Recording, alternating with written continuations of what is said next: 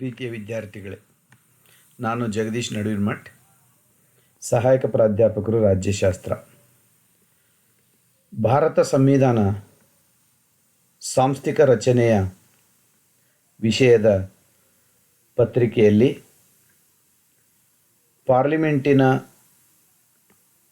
ವಿಚಾರಗಳಲ್ಲಿ, ರಾಜ್ಯ ಶಾಸಕಾಂಗದ ವಿಚಾರಗಳಲ್ಲಿ, ರಾಜ್ಯ ವಿಧಾನಮಂಡಲದ ಸಮಿತಿಗಳು ಎನ್ನುವ ವಿಷಯದ ಬಗ್ಗೆ ವಿದ್ಯಾರ್ಥಿ ಸಮುದಾಯದ ಜೊತೆಗೆ ಈ ವಿಡಿಯೋ ಉಪನ್ಯಾಸ ಮಾಲಿಕೆಯನ್ನು ಹಂಚಿಕೊಳ್ಳೋದಕ್ಕೆ ನನಗೆ ತುಂಬ ಸಂತೋಷವಾಗ್ತಾ ಇದೆ. ಪ್ರೀತಿಯ ವಿದ್ಯಾರ್ಥಿಗಳೇ, ರಾಜ್ಯ ವಿಧಾನಮಂಡಲದಲ್ಲಿ ಸಮಿತಿಗಳು ಎನ್ನುವಂಥ ಒಂದು ವಿಷಯ ರಾಜ್ಯಶಾಸ್ತ್ರದ ವಿದ್ಯಾರ್ಥಿಗಳಿಗೆ ಬಹಳ ಉಪಯುಕ್ತವಾದಂಥ ಒಂದು ವಿಷಯ. ಬಹುಶಃ ಭಾರತದ ಎಲ್ಲ ರಾಜ್ಯಗಳಲ್ಲಿ ಶಾಸಕಾಂಗಗಳಲ್ಲಿ ಸಮಿತಿ ವ್ಯವಸ್ಥೆಯನ್ನು ಜಾರಿಗೆ ತರಬೇಕು ಎನ್ನುವಂಥ ಒಂದು ಪ್ರಯತ್ನ ಪ್ರಾರಂಭವಾಯಿತು. 1975 ಸಭಾಧ್ಯಕ್ಷರ ಸಮ್ಮೇಳನದಲ್ಲಿ ತೀರ್ಮಾನಿಸಿದಂತೆ ಪ್ರಪ್ರಥಮ ಬಾರಿಗೆ ಕೇರಳ ರಾಜ್ಯ ಸರ್ಕಾರ 1980 ಸಮಿತಿಗಳನ್ನು ಜಾರಿಗೆ ತಂದಿತು.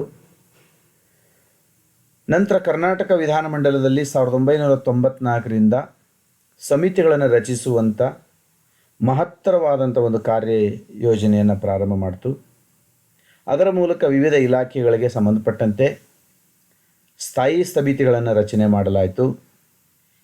ಈ ಸಮಿತಿಗಳಿಗೆ, ಯಾವುದೇ ಸ್ಥಾಯಿ ಸಮಿತಿಗಳಿಗೆ ವಿಧಾನಸಭೆಯಿಂದ 7 ಜನ ಸದಸ್ಯರು, ವಿಧಾನ ಪರಿಷತ್ತಿನಿಂದ 3 ಜನ ಸದಸ್ಯರನ್ನು ನಿಗದಿಪಡಿಸಲಾಯಿತು. ಆದರೆ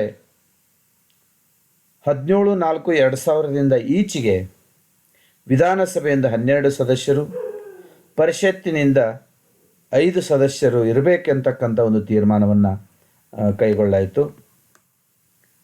ಹಾಗೆ ಹಲವಾರು ಸಮಿತಿಗಳು ಕಾರ್ಯರೂಪವನ್ನು ಪ್ರಾರಂಭ ಮಾಡ್ತಕ್ಕಂಥ ಒಂದು ಚಿಂತನೆಯನ್ನು ನಾವು ಈ ವಿಧಾನಮಂಡಲ ಸಮಿತಿಗಳಲ್ಲಿ ಅಧ್ಯಯನ ಮಾಡ್ತೀವಿ. ಅದರಂತೆ ಹಲವಾರು ಸಮಿತಿಗಳು ಈ ರೀತಿ ಇವೆ. ಒಂದು, ಕಾರ್ಯಕಲಾಪಗಳ ಸಮಿತಿ. ಇದು ಬಹುಮುಖ್ಯವಾದಂಥ ಒಂದು ಸಮಿತಿ. ಸರ್ಕಾರದ ವಿಧೇಯಕಗಳು, ಕಾರ್ಯಕಲಾಪಗಳ ಹಂತಗಳ ಬಗ್ಗೆ ಚರ್ಚಿಸಿ ಶಿಫಾರಸು ಮಾಡ್ತಕ್ಕಂಥ ಒಂದು ಕಾರ್ಯವನ್ನು ಈ ಒಂದು ಸಮಿತಿ ಪ್ರಾರಂಭ ಮಾಡುತ್ತೆ. ಹಾಗೆ ಅದರಲ್ಲಿ ಮತ್ತೊಂದು ಬಹುಮುಖ್ಯವಾದಂಥ ಒಂದು ಸಮಿತಿ ಅಂದರೆ ಸಾರ್ವಜನಿಕ ಲೆಕ್ಕಪತ್ರ ಸಮಿತಿ. ಈ ಸಮಿತಿ ಕೂಡ ಅಂದರೆ ಸಾರ್ವಜನಿಕ ಹಣ ಪ್ರತಿಯೊಂದು ಲೆಕ್ಕ ಮೂಲಕ ಇರಬೇಕು.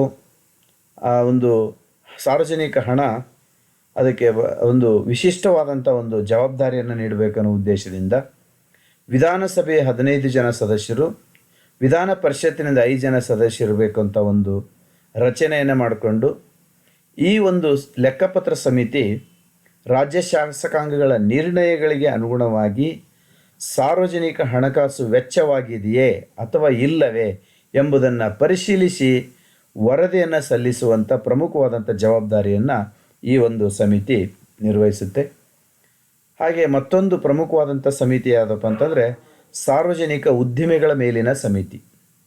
ಬಹುಶಃ ನಮಗೆಲ್ಲ ಗೊತ್ತಿದೆ ವಿದ್ಯಾರ್ಥಿಗಳೇ, ಈ ಉದ್ಯಮಗಳು ರಾಜ್ಯದ ಆರ್ಥಿಕ ಸಫಲತೆಯನ್ನು ಬೆಳವಣಿಗೆ ಮಾಡುವಂಥ ನಿಟ್ಟಿನಲ್ಲಿ ಬಹುಮುಖ್ಯವಾದಂಥ ಒಂದು ಪಾತ್ರವನ್ನು ನಿರ್ವಹಿಸ್ತಾ ಇದ್ದಾವೆ.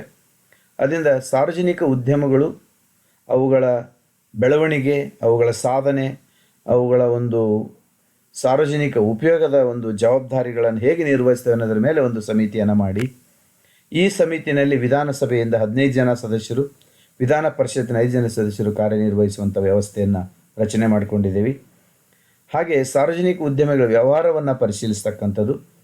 ಯಾಕೆ ವ್ಯವಹಾರಗಳನ್ನು ಪರಿಶೀಲಿಸ್ತಕ್ಕಂಥ ಒಂದು ಸಮಿತಿ ಇರಬೇಕು ಅಂತಂದರೆ, ಈಗ ಒಂದು ಸಾರ್ವಜನಿಕ ಉದ್ಯಮ ರಚನೆ ಮಾಡಿಕೊಂಡು ಆ ಉದ್ದೇಶ ಈಡೇರದೇ ಇದ್ದಾಗ ಅದರ ವ್ಯವಹಾರವನ್ನು ಪರಿಶೀಲಿಸ್ತಕ್ಕಂಥದ್ದು ಈ ಉದ್ಯಮ ಮೇಲಿನ ಸಮಿತಿಯ ಒಂದು ಪ್ರಮುಖ ಕಾರ್ಯವಾಗಿದೆ.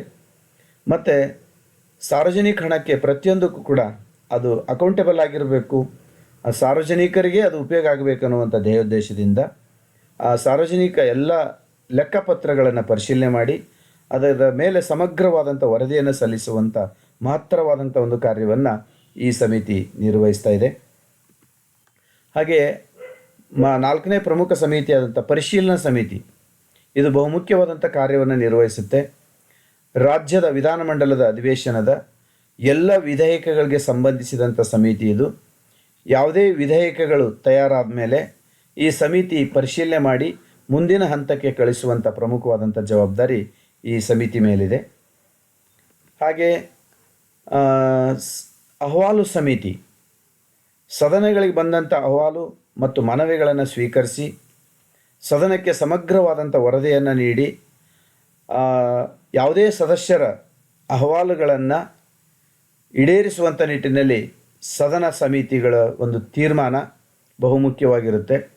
ಅದರಲ್ಲಿ ಅಹವಾಲು ಸಮಿತಿ ಯಾವುದೇ ಅಹವಾಲುಗಳು ಅಥವಾ ಮನವಿಗಳು ಇದು ಸಾರ್ವಜನಿಕರಿಗೆ ಸಂಬಂಧಿಸಿದ್ದು ಅಂತಾದರೆ ಒಂದು ವರದಿಯನ್ನು ಸದನಗಳಿಗೆ ಸಲ್ಲಿಸುವಂಥ, ಮನವಿಗಳನ್ನು ಸ್ವೀಕರಿಸುವಂಥ, ಸದನಕ್ಕೆ ಸಮಗ್ರವಾದಂಥ ವರದಿಯನ್ನು ನೀಡಿ ಆ ಒಂದು ಅಹವಾಲುಗಳನ್ನು ಈಡೇರಿಸುವಂಥ ನಿಟ್ಟಿನಲ್ಲಿ ಸಮಿತಿಯ ಪಾತ್ರ ಬಹುಮುಖ್ಯವಾಗಿದೆ. ಹಾಗೆ ಎರಡೂ ಸದನಗಳ ಸದಸ್ಯರ ಹಕ್ಕು ಬಾಧ್ಯತೆಗಳ ಬಗ್ಗೆನೇ ಒಂದು ವಿಶೇಷವಾದಂಥ ಸಮಿತಿ ರಚನೆಯಾಗಿದೆ, ಸದಸ್ಯರ ಹಕ್ಕು ಬಾಧ್ಯತೆಗಳ ಸಮಿತಿ ಅಂತೇಳಿ. ಪ್ರತ್ಯೇಕ ಎರಡೂ ಸದನಗಳಿಂದ ಸಮಿತಿ ರಚಿಸ್ಬೋದು. ಸದಸ್ಯರ ಹಕ್ಕು ಬಾಧ್ಯತೆಗಳಿಗೆ ಧಕ್ಕೆ ಆದರೆ, ಯಾವುದೇ ಸದಸ್ಯರ ಒಂದು ಸೌಲಭ್ಯಗಳಿಗೆ ವಂಚಿತರಾದರೆ ಅಂಥ ಒಂದು ಉದ್ದೇಶಗಳನ್ನು ಈಡೇರಿಸೋದಕ್ಕೋಸ್ಕರ ಎರಡೂ ಸದನಗಳ ಸಮಿತಿಯ ಸದಸ್ಯರನ್ನು ರಚಿಸ್ಬೋದು. ಅದರಲ್ಲಿ 11 ಜನರಲ್ಲಿ 9 ಜನರನ್ನು ಆಯ್ಕೆ ಮಾಡಿದರೆ 2 ಸಭಾಪತಿಗಳು ಆಯ್ಕೆ ಮಾಡ್ತಕ್ಕಂಥ ಒಂದು ಜವಾಬ್ದಾರಿ ಇದೆ. ಮತ್ತು ಈ ಉದ್ದೇಶ ವಿಧಾನಮಂಡಲದ ಸದಸ್ಯರ ಹಕ್ಕುಗಳಿಗೆ ಚ್ಯುತಿಯಾಗದಂತೆ ನೋಡ್ಕೊಳ್ತಕ್ಕಂಥದ್ದು ಈ ಸದಸ್ಯರ ಹಕ್ಕು ಬಾಧ್ಯತೆಗಳ ಸಮಿತಿಯ ಮುಖ್ಯವಾದಂಥ ಒಂದು ಕಾರ್ಯವಾಗಿದೆ. ಇದು ಕೂಡ ಬಹಳ ಜವಾಬ್ದಾರಿಯುತವಾದಂಥ ಒಂದು ಸಮಿತಿ. ಹಾಗೆ 7ನೇದಾಗಿ ಸರ್ಕಾರಿ ಭರವಸೆಗಳ ಮೇಲಿನ ಸಮಿತಿ. ಬಹುಶಃ ಈ ಸಮಿತಿ ಬಹುಮುಖ್ಯವಾದಂಥ ಸಮಿತಿ. ಕಾರಣ ಏನಂತಂದರೆ, ಯಾವುದೇ ಒಂದು ಪಕ್ಷ ಅಧಿಕಾರಕ್ಕೆ ಬರಬೇಕಾದ್ರೆ ಭಾಳಷ್ಟು ಭರವಸೆಗಳನ್ನು ನೀಡುವಂಥದ್ದು ಸಹಜವಾದಂಥದ್ದು. ಹಾಗಾಗಿ ಆ ಆಡಳಿತ ಪಕ್ಷ ಸರ್ಕಾರ ರಚನೆ ಮಾಡಿದಾಗ ಆ ಸರ್ಕಾರ ಭರವಸೆಗಳ ಮೇಲೆ ಏನೆನ್ನ ಭರವಸೆಗಳನ್ನು ಕೊಟ್ಟಿರುತ್ತೆ ಅದರ ಮೇಲೆ ಅವುಗಳನ್ನು ಜಾರಿಗೆ ತರುವಂಥ ಜವಾಬ್ದಾರಿನೂ ಕೂಡ ಸರ್ಕಾರದ್ದಾಗಿತ್ತೆ ಅಂತಕ್ಕಂಥ ಒಂದು ಸಮಿತಿ ಅವರಿಗೆ ಎಚ್ಚರಿಕೆ ನೀಡುವಂಥ ಒಂದು ಸಮಿತಿಯಾಗಿದೆ. ಈ ಸಮಿತಿ ಒಟ್ಟು 15 ಜನರಿಂದ ಕೂಡಿರ್ತಕ್ಕಂಥದ್ದು. ಸಚಿವರು ಸದನದಲ್ಲಿ ನೀಡುವ ಆಶ್ವಾಸನೆಗಳ ಪೂರೈಕೆ ಬಗ್ಗೆ ವರದಿ ನೀಡ್ತಕ್ಕಂಥದ್ದು. ಅಂದರೆ ಅವರು ಸದನದಲ್ಲಿ ಏನೆಲ್ಲ ಆಶ್ವಾಸನೆಗಳನ್ನು ನೀಡ್ತಾರೆ ಅವುಗಳ ಬಗ್ಗೆ ಸಮಗ್ರವಾದಂಥ ವರದಿಯನ್ನು ನೀಡ್ತಕ್ಕಂಥ ಒಂದು ಕಾರ್ಯವನ್ನು ಈ ಸಮಿತಿ ನೀಡುತ್ತದೆ. ಹಾಗೆ ಅಧೀನ ಶಾಸನಗಳನ್ನು ಕುರಿತ ಸಮಿತಿ ಅಂಥೇಳಿ 8ನೇದಾಗಿ ಲೋಕಸಭೆ ಮತ್ತು ರಾಜ್ಯಸಭೆ ಪ್ರತ್ಯೇಕ 15 ಸದಸ್ಯರಿಂದ ಕೂಡಿರ್ತಕ್ಕಂಥದ್ದು.